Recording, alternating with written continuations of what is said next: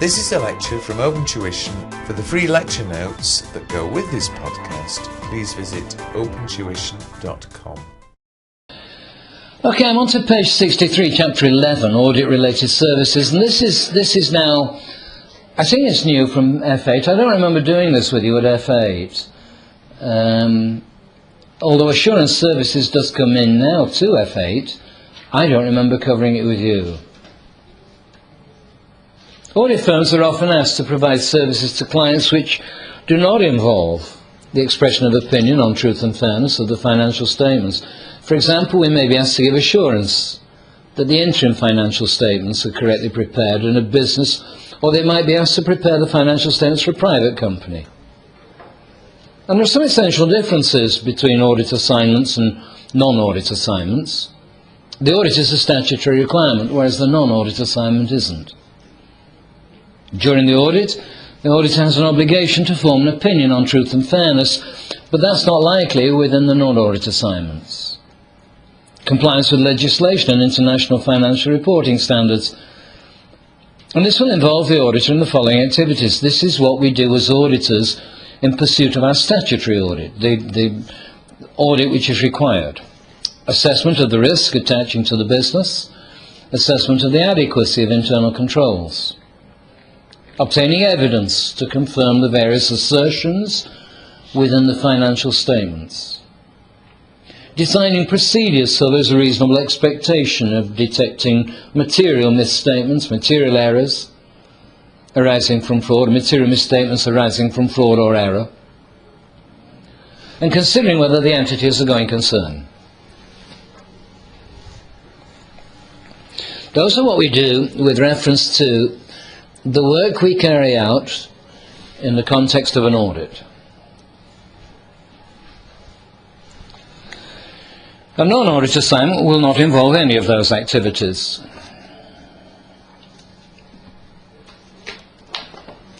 A non-audit assignment doesn't involve those at all. Scope of the work is not laid down in statute. The scope of the work that we carry out for a non-audit assignment is agreed by discussion. So it will be agreed between the entity and the audit firm. And maybe I should start using the word accountancy firm, because it's not audit work. And to keep calling it an audit firm is to suggest that an audit is being carried out. But you know what I mean. An audit firm is Ernst Young, and they will carry out accountancy work, the same as BDO and Grant Thornton have done within that article which I've just read out to you from Accountancy Age. Therefore, it's important to agree a detailed engagement letter with the client prior to the commencement of work. Now, I have to say that when you read the actual international standard on these various audit-related services, the non-audit services, they are very, very repetitious. They say the same thing over and over and over again. Letter of engagement is always important. It is important that the work of the auditor is documented in order to provide support for the reports that the auditor has issued. And this is common throughout all these, both of those are common throughout all these non-audit services. The report, the contents of the report are common throughout all these non-audit services. You can guess 5 of them straight away.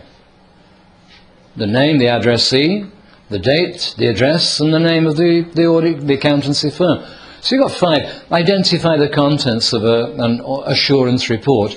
You've got 5 of them straight away, just common sense. Another one with common sense is the identification of the audit standard that the work has been carried out under. What is the regulatory documentation under which we have performed this work? Identification of the work that we've carried out. The scope of the work will be identified within every report on these non-audit services. It's a standard content, just 1 or 2 of them, just 1 or 2 little additions for each of these non-audit services, just varies. But it is only 1 or 2 which show this variation. The rest of them are standard. So, if you remind me, can you remind me of the contents of a normal audit report?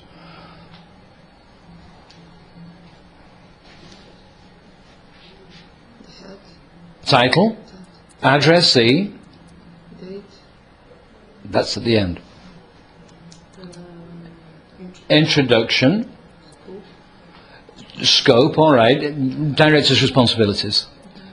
The work that we've carried out and the area of work the scope is next. The scope, we've done the work in accordance with the ISA, blah, blah, blah. Next, the opinion, unless there is a qualification, in which case the qualification, then the opinion, stating the opinion of the auditor about truth and fairness. Following the opinion, you've then got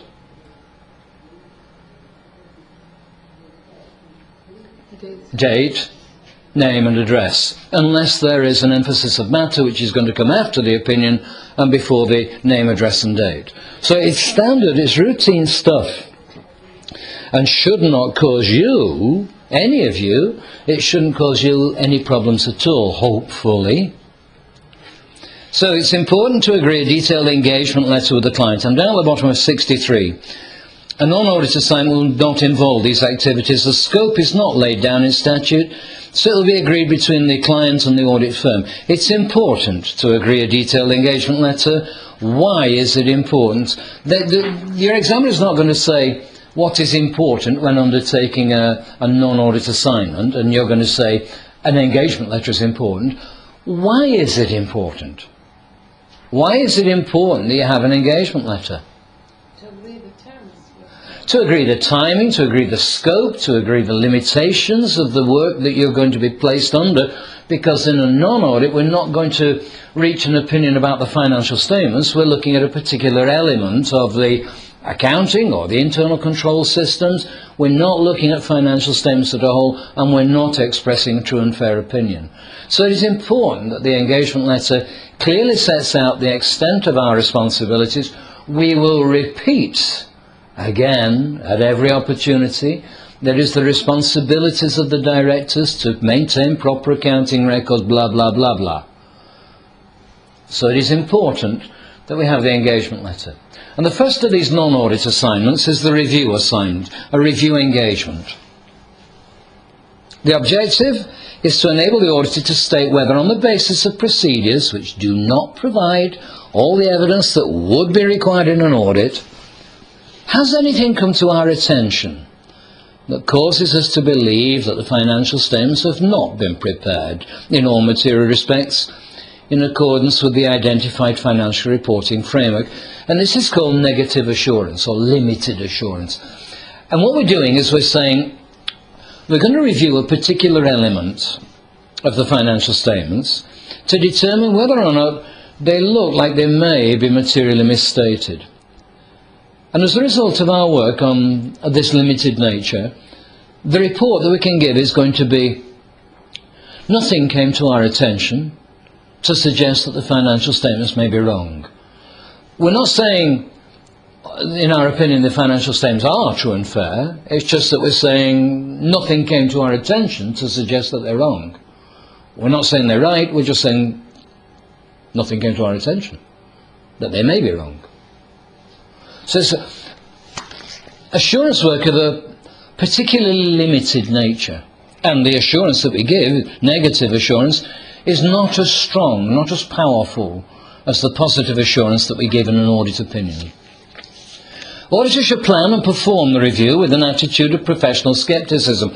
Wasn't it that article that I've just read out to you from Accountancy Age, where the Audit Investigation Unit said that both Grant Thornton and BDO need to improve the degree of professional scepticism, Financial Reporting Council, need to improve or strengthen their degree of professional scepticism in order that the quality of the audit work that they're carrying out is seen to be of an acceptable high quality.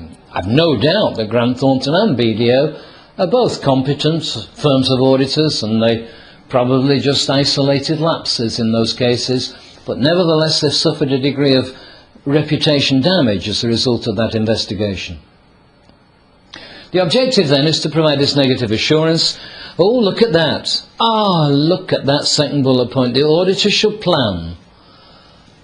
It's everything you do. Everything in life that you do. The reason that you're here today, the reason all of you are here today, It's because it was planned that you would be here today. You were given a schedule, you booked on the courses, you planned that on yesterday, today, tomorrow, you would be here in these premises listening to boring old Mike talking about P7. Yeah. With a face like thunder and wishing you were anywhere else in the world. Don't blame the messenger. Don't shoot the messenger. All I'm doing is making P7 phenomenally exciting. Shall plan and perform the review. Do you know what you're having for dinner tonight? Do you know what you're having for dinner? Have you already got it planned? No? Yep, we know what we're having for dinner. We're all going down to Indra's tonight to have dinner with Indra's. You plan everything. Everything in life is planned. You know when you're next going to have to do the monthly accounts for your employer. You know maybe the first week of the next month you're going to have to sit down and do the monthly accounts or the management accounts. It's planned. It's not something, what shall I do today? I think I might do the monthly accounts today. It doesn't happen like that, does it? Our whole life is structured and planned. Dinners, even families are planned. I feel my body clock is ticking, it's time I had a baby. And you should hear what my wife says. I feel my body clock is ticking. So you should plan and perform the review with an attitude of professional skepticism, recognizing that circumstances may exist which cause the financial statements to be materially misstated. And for the purpose of expressing negative assurance, we should obtain sufficient appropriate evidence through inquiry and analytical procedures. Those are the major sources, inquiry and analytical procedures, in order to be able to draw conclusions.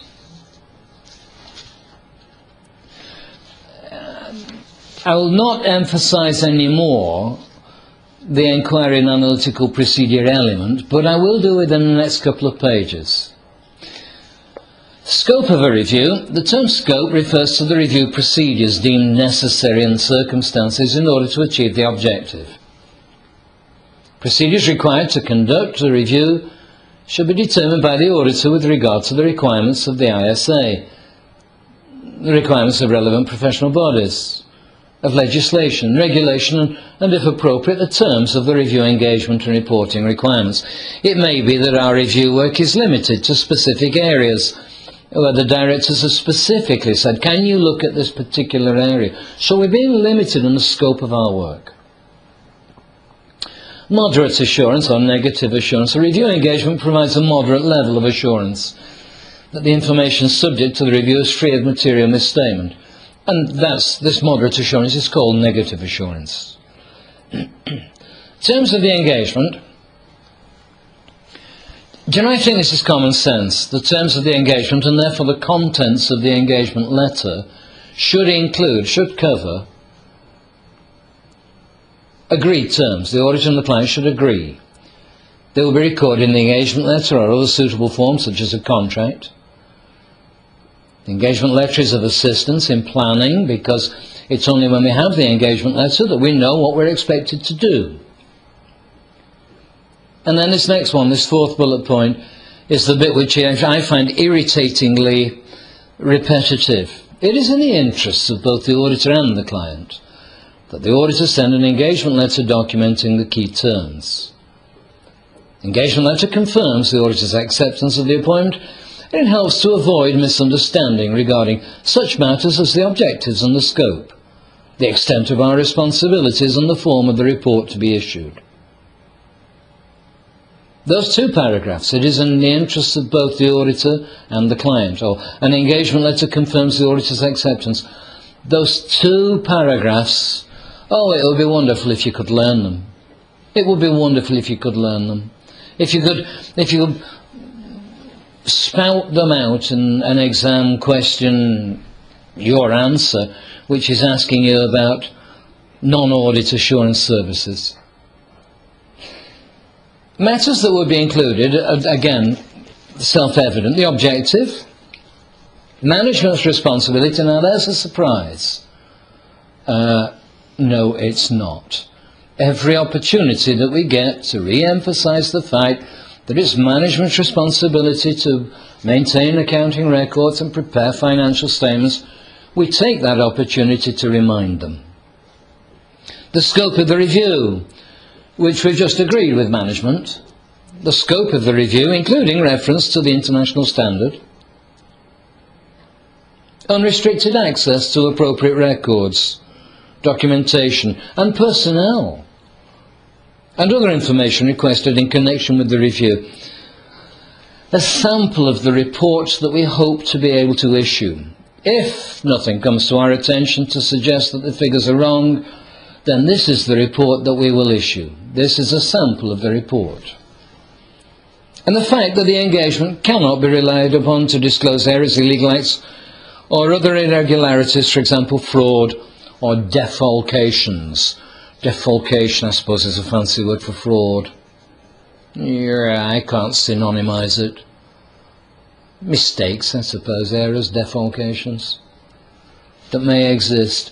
And finally, on page 65, the top of page 65, a statement that because no audit is being performed and an audit opinion is not being expressed, that needs to be stated within the report. And in order to emphasize that point, every page of the report should have printed across it, this is not an audit. This is not an audit. This is not an audit. And no reliance should be placed upon it. The auditor may consider pointing out that review engagement will not satisfy any statutory or third-party requirements. Planning. Here's another often repeated statement. The auditor should plan the work so that an efficient engagement can be carried out. If I were to say the 4 E's, what are the 4 E's with reference to auditing? Efficiency. Efficient, Economic. expeditious and effective. Efficient, effective, expeditious and economic. They're normally referred to as the 3 E's. I don't think I've ever seen anyone refer to them as the 4 E's. It's efficient, effective and economic carried out on a timely basis. But on a timely basis means expeditious, or expeditious means on a timely basis. So I'm quite happy to have the 4 E's. Efficient, effective, economic and expeditious.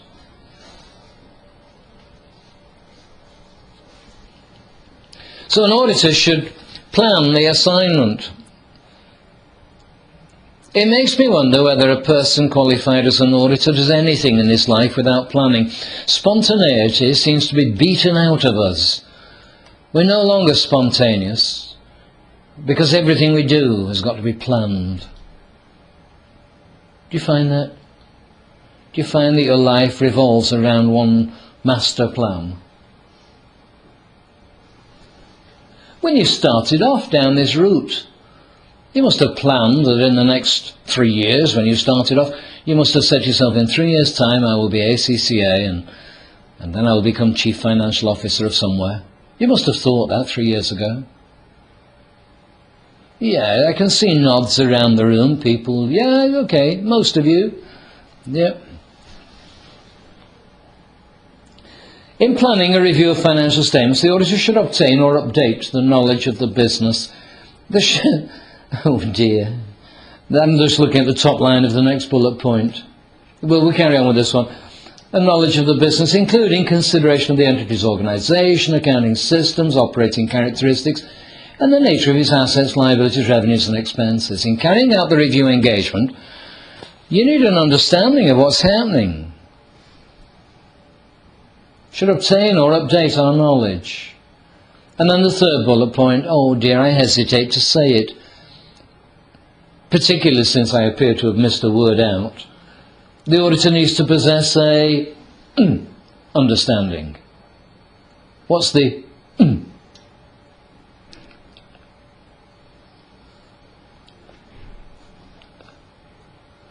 thorough. The auditor needs to obtain a thorough understanding. Deep and meaningful thorough. a thorough understanding of such matters and other matters relevant to the financial statement. For example, a knowledge of the entity's production and distribution methods, product lines, operating locations, and related parties. Require this understanding to be able to make relevant inquiries. If you don't know these things, then how will you know what questions to ask? And the two major ways of obtaining evidence in a review engagement are by and by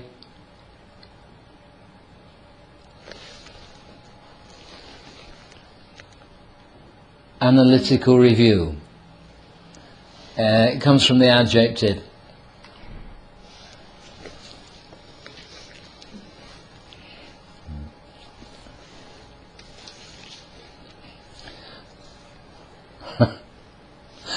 Work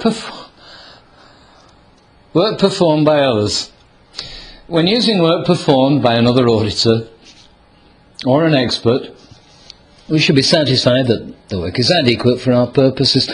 This next bullet point documentation is repeated in all of these non-audit assurance engagements. The auditor should document matters which are important in providing evidence to support the review report and evidence that the review was carried out in accordance with ISA. That's in each and every one of these non-audit assignments. The auditor should document in order to support the report, and to prove and satisfy any subsequent inquirer that the work has been carried out in accordance with ISAs. Procedures and evidence.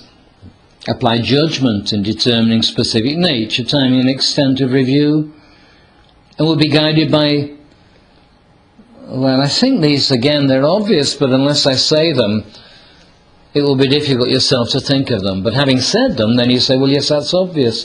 Do you not find that? Do you not find that when you're reading through exam answers, you say, well, yes, that's obvious, I knew that. But then stop and think to yourself, well, would I have written that down in my own answer? Do you find that? I used to find that. I hold my hands up and I'm quite happy. And it's so obvious that you think, well, it's not worth saying, but it is. It is worth saying. Markers and examiners throughout the whole ACCA say, state the obvious. State the obvious. Because it's what you would do. You would check the calculations. You would inspect documentation. You would include an engagement list. You would ask management about those matters where you're lacking evidence or where evidence is restricted to them. You would do that. So knowledge acquired by carrying out audits or reviews from previous periods. The auditor's knowledge of the business, including knowledge of the accounting principles and practices of the industry. The company's accounting systems. The extent to which a particular item is affected by estimation or judgment. And the materiality of transactions and account balances. We should apply the same materiality considerations as would be applied if an audit opinion on the financial statements were being given. There's greater risk, however, that misstatements will not be detected in a review than in an audit. If we're only doing, dare I say it is an audit of a limited nature, if we're only doing an audit of a limited nature, there is a greater risk that we will not detect material misstatement. If we're carrying out a review engagement, there is a greater risk that we will miss material misstatements. Judgment as what is material is made by reference to information on which the auditor is reporting and the needs of those relying on that information. And now the procedures. The procedures are limited essentially to inquiry and analytical procedures. And just looking at the initial words for this list on page 66, obtaining an understanding, that would be by inquiry. And then we've got inquiries, analytical procedure. In applying these analytical procedures. Inquiries, reading. Obtaining reports, inquiry of persons. Inquire about events. And then a comment. The auditor does not have any responsibility to perform procedures. And finally, if the auditor has reason to believe that the information may be materially misstated, we should carry out additional or more extensive procedures as are necessary to be able to express negative assurance or confirm that a modified report is required. It's inquiry and analytical. Who are you going to ask? Well, we need an understanding of the entity's business and the industry.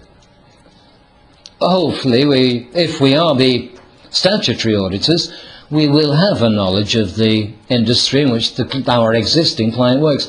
But we may not be. We may be a review engagement appointed firm of auditors, and we're not the auditors of the company which we're now carrying out a review. So we need a thorough understanding. I don't think I'm ever going to say understanding again without putting thorough in front of it. We need a thorough understanding of the entity's business and the industry in which it operates. We will make inquiries concerning their principles and practices in accounting. Inquiry concerning procedures for recording, classifying and summarizing, accumulating information and disclosure. Inquiries about material assertions. Ask. Analytical procedures designed to identify relationships and individual items that appear unusual. Analytical procedures almost synonymizes comparison. You can't do analytical procedures without making comparisons. Comparison of financial statements from prior periods. Comparison of financial statements with anticipated, budgeted, forecast. Study of the relationships of the elements of the financial statements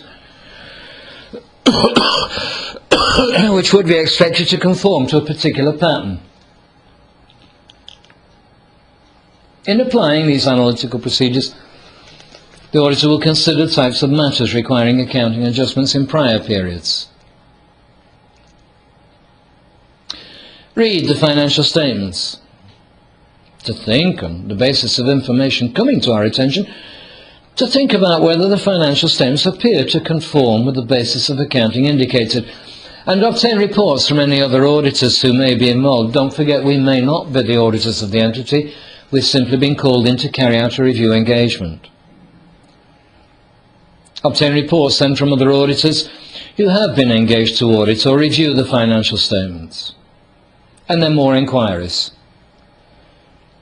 Inquire of people who have the responsibility for financial and accounting matters, concerning, for example, whether all transactions have been recorded. Let me do this. Here I am, I'm a review assurance appointed auditor. Can you tell me, have all the transactions been recorded? Are you going to sit there and say no? Yes. Yes, you're going to sit there and say no? No. Oh God, I don't know whether I'm coming or going now. Was that yes, no, or was it a no, yes? Yes, no. It was a yes, no. Are you right, here we go. Have all transactions been recorded? Yes. Right. Are you ever going to say no? No. That's the answer I wanted. It's the same as projecting cash forecasts, preparing cash forecasts. Have you ever prepared a cash forecast? Have you ever? Have you, any of you, prepared cash forecasts?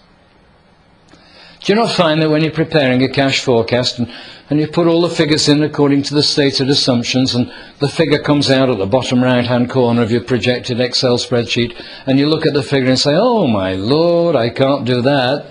That's certainly not the image I want to project. So you manipulate the assumptions a little bit and watch the figure changing, and eventually, yeah, that'll do. That can, well, are all materials, are all transactions recorded?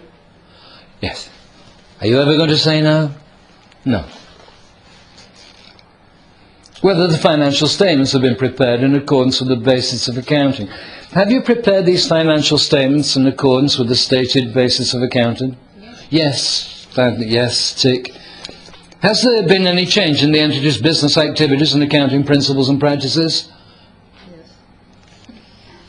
Yes. I think the answer to that one was no. No, there's been no change. No change at all. Okay. Have there been any matters which have arisen in the course of applying these procedures, these accounting procedures that you followed? Have there any unusual things happened? No? Okay, tick that. Can I get written representations from management if I consider these appropriate? Will you help me write out and design these written representations in order that you can then sign them for me? Of course. It's, Mike, why are you so cynical? Is it a matter of age? Could be, couldn't it? Is it a matter of realism? Is it a matter of experience of knowing how cash forecasts are prepared? Will you prepare a cash forecast? Will you prepare a cash forecast? I mean, we're going to apply to the bank for a $3 million loan. Yeah, okay. Oh, no. That's better. Just change that a little. Oh, that's better. I'm sure none of you in the room has been guilty of that. But there are people who are guilty of the manipulation of the assumptions in order to generate the result that they thought was appropriate. The auditor should inquire about events subsequent to the date of the financial statements that may require adjustment of or disclosure in. You don't have any responsibility to perform procedures to identify events occurring after the date of the review report. So once we've written the report, that's it. We don't need to think about items in the news which then cast doubt upon the integrity of the financial statements. All we can do is work with the information and the analytical procedures and the answers to our inquiries. That's all we can do, and we're not responsible beyond the review report date. If we did have reason to believe that the information is subject to review, maybe. So if, following our professional scepticism, it would appear that there could be a material misstatement, then we would do additional work to satisfy ourselves that in fact, no, although we thought there might be a material misstatement, it would appear that there isn't. Or, alternatively, we are not satisfied that material misstatement could not exist, and therefore we're going to modify our report. 67, conclusions and reporting. A clear written expression of negative assurance. Nothing has come to our attention to suggest that the financial statements as prepared are materially misstated. We review and assess the conclusions drawn from our evidence as the basis for our expression of negative assurance, and based on the work we carry out, we'll assess whether any information obtained during the review indicates that the financial statements do not show a true and fair view in accordance with the reporting framework. And finally, the report on a review describes the scope in order that the reader can fully understand, get a better understanding of exactly what it is that we have done and why we have been involved. And make it clear that an audit wasn't carried out and that no audit opinion is expressed. When I prepared accounts for my sole trader clients, they would give me their base records, such as they were, and I would prepare their accounts for them. And the report that I gave was, I have prepared the annexed financial statements on the basis of information, explanation and documents given to me by the client. In accordance with the terms of my engagement, I have not carried out an audit on these figures, and accordingly no audit opinion is expressed, and I would sign it as a chartered accountant. I'm denying any responsibility for carrying out an audit, because an audit wasn't carried out. All I'd done was prepare their financial statements, and they took responsibility for the information that they gave me, from which I then prepared their financial statements. The review report, well, look at it. Just glance at it. You can see there we've got 8 bullet points. Title, addressee, date, signature and address. There's 5 of them. Introductory paragraph, a scope paragraph and a statement of negative assurance. Surely it's the same as an audit report. Except it's not an audit opinion, it's a negative assurance opinion. But look at the opening and introductory paragraphs. Identification of the financial statements and a statement of the responsibility of the entity's management. The scope paragraph is the only one which really changes. A reference to the International Standard on Auditing, A statement that a review is primarily limited to inquiry and analytical procedures, and a positive statement that an audit has not been carried out and therefore no audit opinion is expressed. You could guess that. You could guess that in an exam, so long as you remembered what a review engagement involved. The review report. Now all of you turn the page. Without turning the page back, give me the contents of a review report.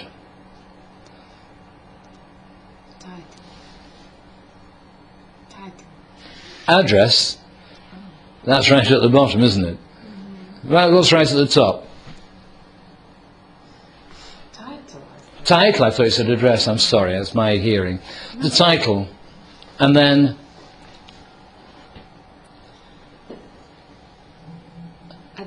addressee, the person to whom it is addressed. And next comes the introductory paragraph, which includes... No, it doesn't include the scope. It includes the fact that you've been appointed and that it's management's responsibility for the financial statements, and that you've been appointed to carry out a review. You've been appointed to carry out a review. The scope paragraph includes what? The scope of work. The scope of the work, the fact that the work has been carried out with reference to the relevant ISA, and the fact that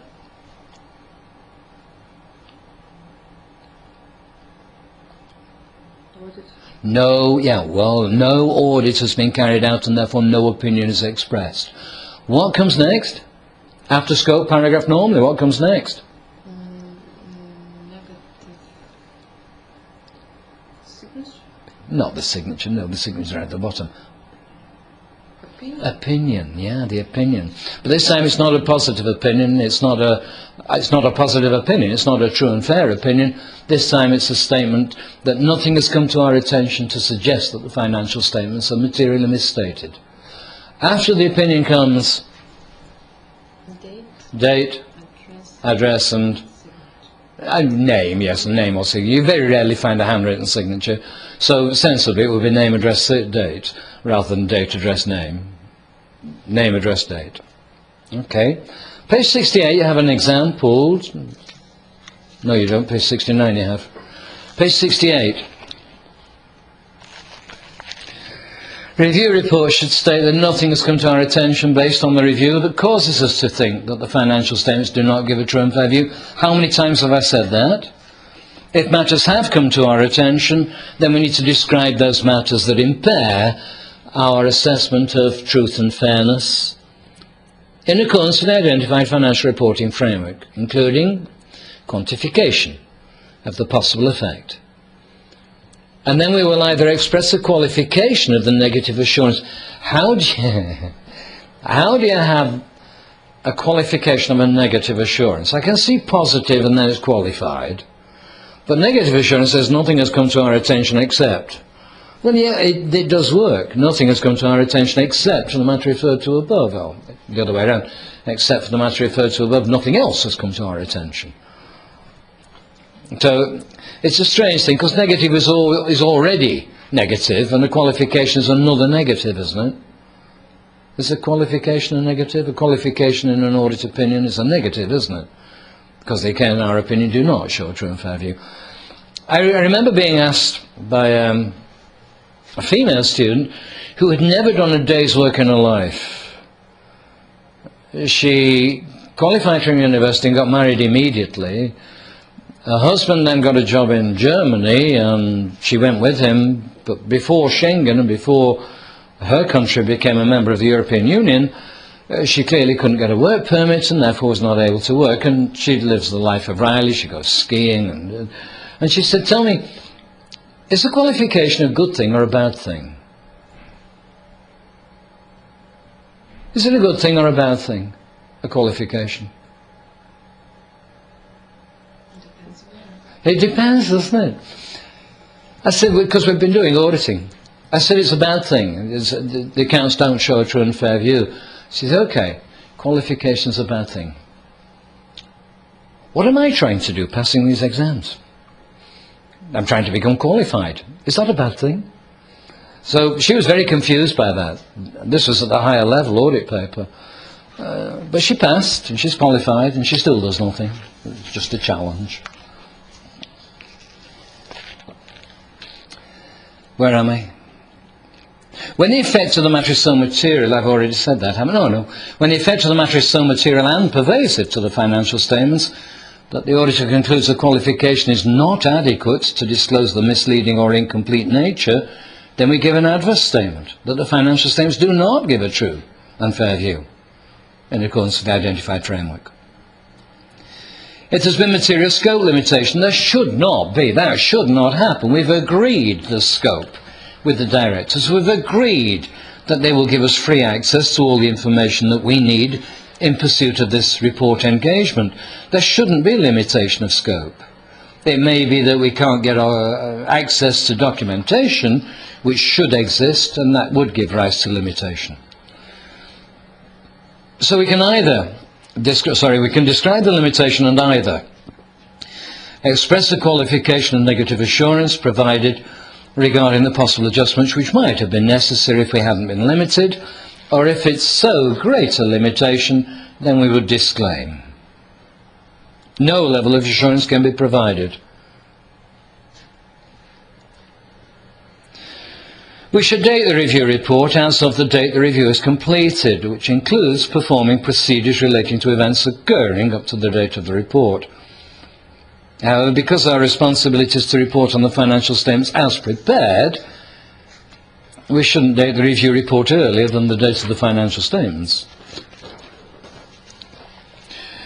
Until the financial statements have been approved by the board, until they have been approved, they don't exist. They're only draft financial statements.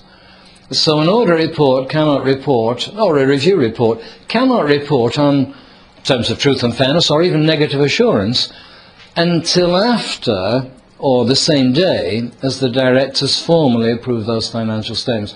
And within the DEVRO accounts, you will find, I don't know where they are, but you will find within the DEVRO accounts that the dates that the directors approved these financial statements will be shown.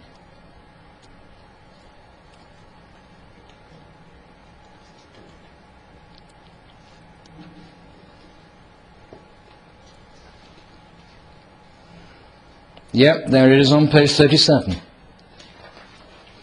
The financial statements on pages 35 to 80 were approved by the Board of Directors and signed on its behalf by the Group Finance Director. You'll find that date of 12th of March is not later than the date of the audit report. The audit report was dated 12th of March. Just very, very occasionally, I've seen it twice, where the audit report was dated before the date of approval of the financial statements. And it was a mistake. The auditors dated their report on the Friday, and the person in charge at the client had dated it on the following Monday. So it was the weekend had gone by after the date of the audit report. The other time I saw it, the audit report was dated March, and the date of approval was April, 29th of March, 29th of April. And it was clearly just a mistake with reference to the what day of the month we were in. I don't think it was the 29th, it was on one of the first days of the month. You know, it's difficult. You do, don't you? Next Monday, it's April, but you're so used to writing March that you, for a couple of days, you might still be writing March. Well, that's what happened there, I think. So, here we go. An engagement letter I've got, page 69.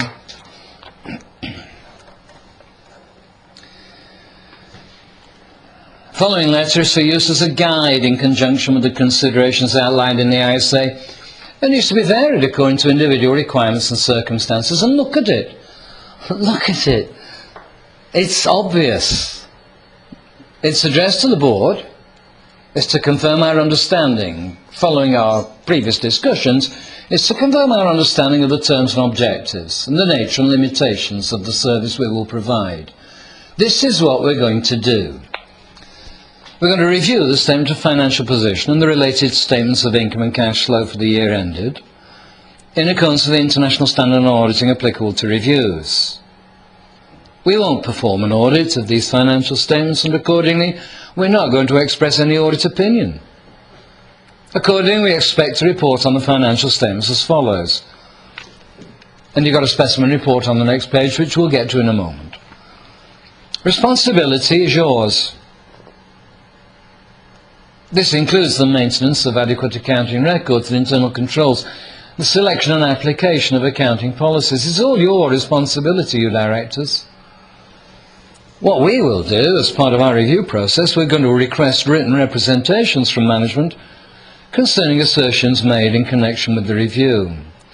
We can't be relied upon to disclose, our review can't be relied upon to disclose whether fraud, errors or illegal acts exist. If we do find any, we will tell you.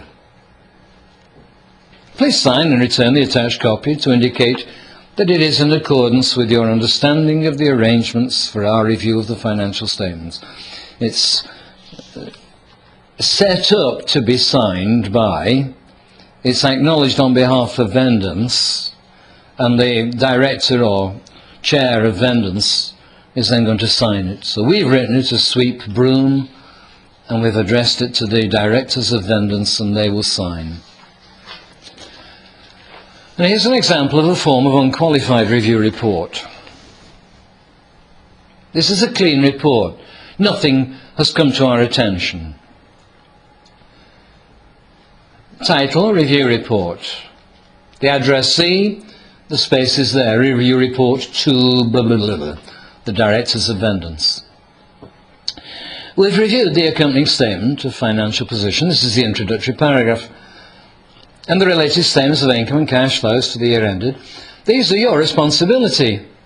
Our responsibility is to issue a report on these financial statements based on our review. Notice we're issuing a report. We're not issuing an opinion. This is what we did. We conducted our review in accordance with the framework, the International Standard on Auditing. And this standard requires that we plan and perform the review to obtain moderate assurance as to whether the financial statements are free of material misstatement. A review is limited to inquiries and analytical procedures, and thus it provides less assurance than an audit. Nobody who reads this can be in any doubt. There can't be in any doubt that we're not doing an audit. We're not expressing an audit opinion. The only time we mention the word audit is in a negative. We're not doing an audit. We're not expressing an audit opinion. So nobody can be in any doubt about the limitation of the applicability of the report and the review process. We've not performed an audit, and accordingly we do not express an audit opinion. Based on our review, nothing has come to our attention that causes us to believe that the accompanying financial statements do not give a true and fair view. But then on page 71 we do have a qualified report. Qualification for a departure from international financial reporting standards. Again, title, review report, the addressee, the introductory paragraph identifying the ISA, the introductory paragraph identifying that it's management's responsibility, the scope of the work that we've carried out, it's limited primarily to inquiry and analytical procedures. We're not carrying out an audit, no audit opinion is expressed. If we had carried out an audit, then matters may have come to our attention. The report itself, unless it's qualified as in this case, I'm just going over the clean report. The report itself is in terms of negative assurance, and confirming that nobody should pay any attention to it or shouldn't place a reliance on it. Nothing has come to our attention to suggest that the financial statements are wrong. The name, the address and the date, it's standard stuff. But here we have a qualification. It's Review Report 2, the Directors of Vendance. We have reviewed. These are your responsibility. Our job is to report on the financial statements based on our review. Identification of the standard. Explanation that it's limited to inquiries of personnel and analytical procedures applied to financial data. It's less assurance than an audit. We've not done an audit. and no opinion is expressed. However, here we go. Management has told us that inventory has been stated at cost, which is in excess of its net realisable value. That computation, which we have reviewed, shows that inventory, if it had been valued at the lower of cost in an RV, then it would have been decreased by X dollars. And net income and owner's equity would have been decreased by X dollars. Based on our review, except for the matter referred to above, nothing else has come to our attention which causes us to believe that the accompanying financial statements do not give a true and fair view. Name, address, date. Oh, but page 72.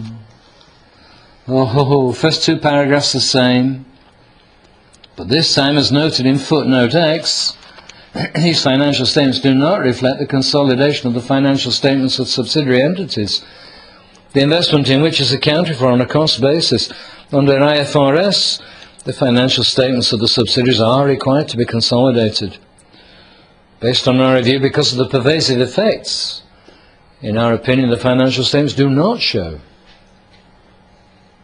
true and fair view. Name, address, date. Name, address, date. So that's a review engagement, a review assignment. And coming out of that are standard matters like the engagement letter and documentation, and the reason why the engagement letter is important, and a standard format of a report, identifying the ISA under which the report is made, identifying that no audit has been carried out, no audit opinion is expressed, people shouldn't rely on it for an audit. If an audit had been carried out, then we may have come across errors. And negative assurance. Nothing has come to our attention to suggest that the financial statement figures may be materially misstated. Now, if you can remember those, agreed upon procedures becomes pretty straightforward, because the engagement letter and the documentation and the reports and the contents of the report, the example of the report, they're very similar. They follow the same general principles. Clearly they have to be adapted because it's no longer a review engagement, it's now agreed upon procedures. And agreed upon procedures involves an accountancy firm carrying out specific procedures on typically a particular accounting procedure, to determine whether, in this example in your notes, to determine whether the purchases system is appropriate and adequate and reliable in order to arrive at supplier's figure payable within the financial statements. But it's limited to that. We're not going beyond. We're not going through the ordering procedures. We're not going through the payment procedures. We're not going through the part delivery procedures. We're just seeing whether or not the creditor figure is reliable. And the way we'll do it is we'll discuss with management what we need to do in order to arrive at that conclusion. And it's agreed upon. This is what we shall do. And then we will do it. And then we'll report and we'll say, this is what we're engaged to do, this is what we did, and this is our findings. The objective is for the auditor to carry out procedures of an audit nature, to which the auditor and the entity and any appropriate third parties have agreed, and to report on the factual findings. We're not saying negative assurance, we're certainly not saying positive assurance. We're simply saying, this is what we were asked to do, this is what we did, and this is what we found. Just pure statement of fact. So the concept of nothing has come to our attention is not applicable. As the auditor simply provides a report on factual findings, no assurance is expressed. Certainly not positive, and not even negative or moderate assurance. Instead, the users of the report can see for themselves the procedures that we carried out and the findings of our work, and they can draw their own conclusions. The report is restricted to those parties that have agreed to the procedures to be performed, and the reason for that is that where an accountant's signature appears on a report, it is apparently a common misconception by readers of that report that because Deloitte's have been involved, therefore it's an audit. Because a household name of auditors has been involved, therefore it's an audit. And that clearly is wrong. And therefore we have to identify that we're not even doing an audit, we're not even doing a review. All we're doing is reporting on our factual findings. And so we're going to restrict the circulation typically to the company that has asked us to carry out these agreed upon procedures. Defining the terms of the engagement, we should ensure with representatives of the company and maybe other specified persons who are going to receive copies, maybe the bank, maybe a lender wanting to know whether the creditor figure is apparently correctly stated in order that they may be persuaded to lend some more. But if the creditor figure is understated, then we're already up against our limit and therefore they wouldn't lend us any more. So maybe a potential lender is asking the company to get independent confirmation of the correctness of the statement of the payables figure.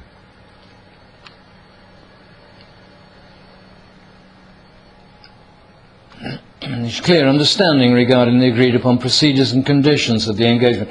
Matters to be agreed include the nature of the engagement, including the fact that procedures will not constitute an audit nor a review, so neither positive nor negative assurance will be given. The stated purpose of the engagement, why are we doing it? Identification of the financial information that we're going to be applying our procedures to.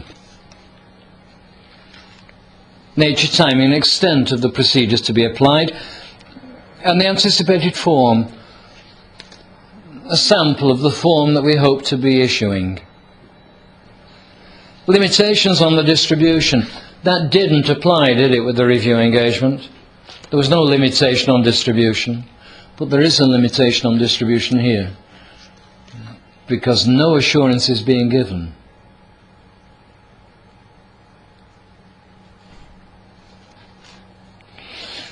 And here we are again. It is in the interest of both the client and the auditor that the auditor sends an engagement letter documenting the key terms of the appointment. I'll just go back very briefly to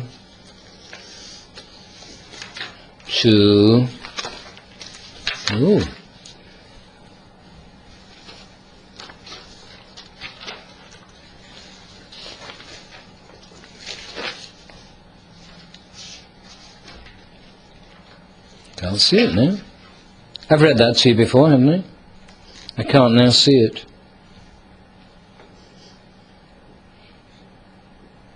Yes, there it is. It's on page 64, 3 bullet points. So, it is in the interest of both the auditor and the client that the auditor send an engagement letter documenting the key terms of the engagement, the appointment. This engagement letter confirms the auditor's acceptance of the appointment and helps avoid misunderstanding regarding such matters as the objectives and scope of the engagement. I'm going backwards and forwards here between page 73 and 64 because it's the same wording. On page 64 it's subdivided into 2 bullet points. It's what I keep saying, these non-audit assurance engagements, these non-audit engagements, if you were ever to happen to read them on the ISAs themselves, you eventually get tired of reading the same words over and over again. And I don't want to bore you, I really don't want to bore you, but this is a repeated couple of paragraphs, or one paragraph at the bottom of 73. The engagement letter confirms the auditor's acceptance and helps avoid misunderstanding regarding such matters as objectives and scope and the extent of the responsibilities and the form of the report to be issued. Page 74. Now here we go again, this is common sense. And look at it, planning, documentation, procedures and reporting. That's the same, isn't it? It's the same as we had for the review engagement. And page 65, planning, work performed, documentation, procedures and evidence. It's virtually the same. So by constant repetition, it gets hammered home. Matters that will be included in the engagement letter include a listing of the procedures, and a statement that the distribution of the report will be restricted to specified persons. In addition, we may consider attaching to the engagement letter a draft of the type of report of factual findings that we're hoping to issue. Planning. Guess. The auditor should approach this engagement with no preconceptions, and it is a waste of time to plan the assignment. No? Oh. The auditor should plan the assignment in order that the assignment can be carried out in an effective and efficient, expeditious and economic manner. Yeah. Documentation. No documentation should be retained to support the auditor's findings. No, it's obvious. Documentation should be provided by the auditor.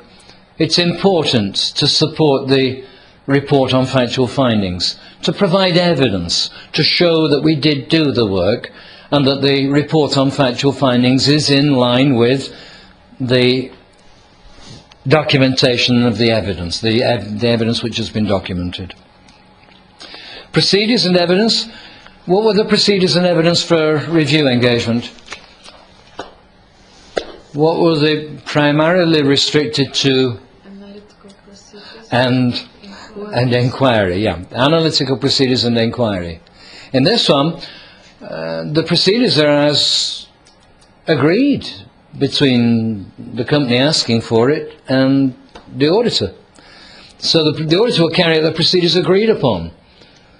And they'll use the evidence obtained as the basis of the report of factual findings. And the procedures applied in an engagement to perform agreed upon procedures may include inquiry and analysis. But now the others as well. And look at them. Do we not come across this when we were looking at how auditors gather evidence? How did auditors gather evidence? A-E-I-O-U. Yeah, okay. Analytical review. The next one? Inquiry. Then? Inspection. Well done. Let somebody else have a go, though. Who? Observation, yeah. Thomas, do you have any ideas? Computation. Well done. Computation. And then there were two others as well, weren't there? Reperformance. Can I remember the seventh one? The sixth one, actually. Reperformance and...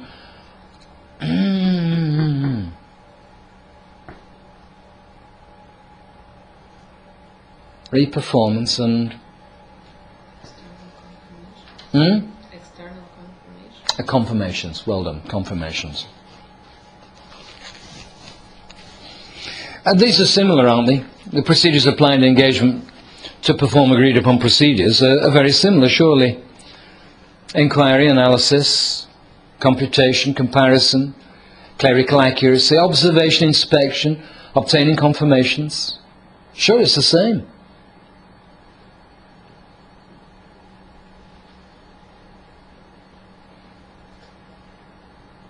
The only one that's missing is a reperformance. Reporting. The report on an agreed upon procedure engagement needs to describe the purpose and the agreed upon procedures of the engagement in sufficient detail to enable the reader to understand what we've done and what our findings are. And there's the report, the contents of the report. Look at the top two, look at the last three, except that these are normal.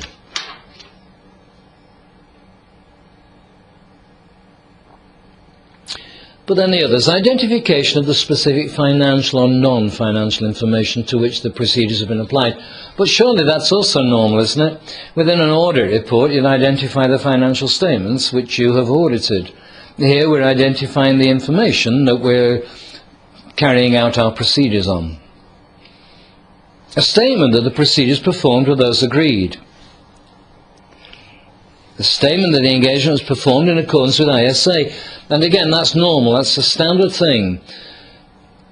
That we carry out our audit, we carry out the procedures, we carry out the review, we carry out prospective financial information, we carry out all of these non-audit assurance services, we carry them out, all of them, in accordance with ISA. Where relevant, a statement that the auditor is not independent of the entity. Where relevant, the fact that the auditor is not independent, the identification of the purpose for which the procedures were performed, and a listing of the specific procedures. A description of then what we did and what we found, and then the mitigation, the limitation. It's neither an audit nor a review, and therefore no assurance, neither positive nor negative, is being expressed. And a statement that if we had carried out additional procedures, then we may have come across others. Other matters may have come to light. The report relates only to the elements, financial statements, items,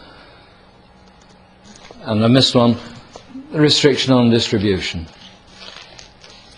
And there we have it on page 76. There's an example of a report of factual findings in connection with accounts payable. It's titled Report of Factual Findings. It's addressed to those who engage the reporting accountant, and then an introductory paragraph. We perform the procedures agreed with you, and we've numbered, enumerated, we've numbered below with respect to the accounts payable of fly fowl. As at such a date, set forth in the accompanying schedules, our engagement was undertaken in accordance with the International Standard on Auditing applicable to these procedures. They're performed solely to assist you in evaluating the validity of the accounts payable figure, and they're summarised as follows. This is what we did. We obtained and checked the addition of the trial balance of accounts payable, and we compared the total to the balance in the related general ledger account. We compared the attached list of major suppliers and the amounts owing to the related names and amounts in the trial balance. We got supplier statements or requested suppliers to confirm the balances owing. We compared these statements or confirmations to the amounts referred to in number 2. For amounts which didn't agree, we obtained reconciliations. And for the reconciliations obtained, we identified and listed outstanding invoices, credit notes, and outstanding payments in transit, each of which was greater than X dollars. We located and examined the invoices and the credit notes subsequently received and remittances subsequently paid. And we ascertained that they should, in fact, have been listed as outstanding on the reconciliations. That's what we did. That was the work we did. Those are the procedures that we agreed we would do. And this is what we found. With respect to item 1, we found the addition to be correct and the total amount to be in agreement. With number 2, we found the amounts compared to be in agreement. Number 3, we found there were supplier statements for all such suppliers. And number 4, with respect to item 4, we found the amounts agreed. Well, with those amounts which didn't agree, then the company had prepared reconciliations, and that the invoices, credit notes, and outstanding payments over X dollars were appropriately listed as reconciling items, with the following exceptions, if there are any. Because our procedures do not constitute neither an audit nor a review, we don't express any assurance on the accounts payable. If we had performed additional procedures, or if we had performed an audit or review, then other matters may have come to our attention that would have been reported to you. Our report is solely for the purpose set forth in the first paragraph, and for your information it's not to be used for any other purpose, nor is it to be distributed to any other parties. It relates only to the accounts and the items specified above, and it doesn't extend to any financial statements of fly fowl taken as a whole. The reader cannot be left in any doubt. This is what we were asked to do, this is what we did, and these are our factual findings. I never got involved in any of these as a trainee. I was never involved. Have any of you ever been involved in any of these? You have? And is that what you did, that what you reported? Number 77, page 77, engagements to compile financial information.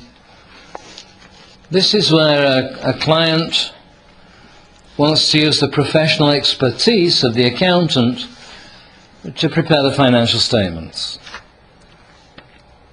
Prepare them, not audit. to prepare them. The objective then of a compilation engagement is for the accountant to use their expertise, as opposed to auditing expertise, to collect, classify and summarise. It ordinarily entails reducing detailed data to a manageable and understandable format without a requirement to test any assertions. Private companies may engage the services of an audit firm to prepare, to gather, collect and classify and summarise information. It's writing up the accounting records, potentially, and it's drawing out information from those accounting records to prepare the financial statements. And it is allowed. It's what I used to do when I had my own little practice. I would get all the base records and write the information out in some format or another, which I would then summarise and prepare the financial statements. Procedures employed are not designed and do not enable the accountant to express any assurance. When I was doing this for my clients, there's no obligation to carry out any audit work, no obligation to consider completeness. The accuracy was left to me. The figures I prepared were accurate according to the information given to me. If they don't give me information, I can't prepare accurate accounts. So my report said, I have prepared these accounts on the basis of information, explanation and documentation provided to me. I've not done an audit, and no audit opinion is expressed. Users of the compiled financial information do derive some benefit because it is appropriate, it is obvious that a qualified accountant has been involved in compiling this information, and therefore it gives them a greater degree of comfort about the reliability of the produced financial statements. Would ordinarily include preparation of financial information, which may or may not be a complete set of financial statements, but it could include collection, classification and summarization of others. In all circumstances, when an accountant's name is associated with financial information compiled by the accountant should issue a report. And you can probably guess, and that's why it's no longer there. I've told you now twice the wording of the report that I used to use. It's the title, the addressee, identification. I used to prepare a separate report and said, I, the director of the company, or we, the directors of the company, confirm that we are responsible for. But then my own accountant's report identified that it was me that had actually prepared the financial statements. But they accepted responsibility. I can't, because I can't know anything positive about the completeness of the information given to me. I can only say, give me all the information. I'm then dependent upon their integrity to make sure that all the information is given to me. But there's no way I could ever find out. Page 79, now I'm worried about page 79. I worry about it because on the basis that if we start page 79, we then finish on page 99, and that will leave us nothing to do tomorrow. So, on the basis that I want to save something for tomorrow, we're going to finish at 12 minutes to 5. Can somebody wake Ivana up, please? Can somebody just give me Ivana a nod? Are you all right, Ivana? Are you all right? You're awake. It's the nature of the beast. And I'm not talking about me. I'm talking about this. I saw your picture. That's the less said about that, the better.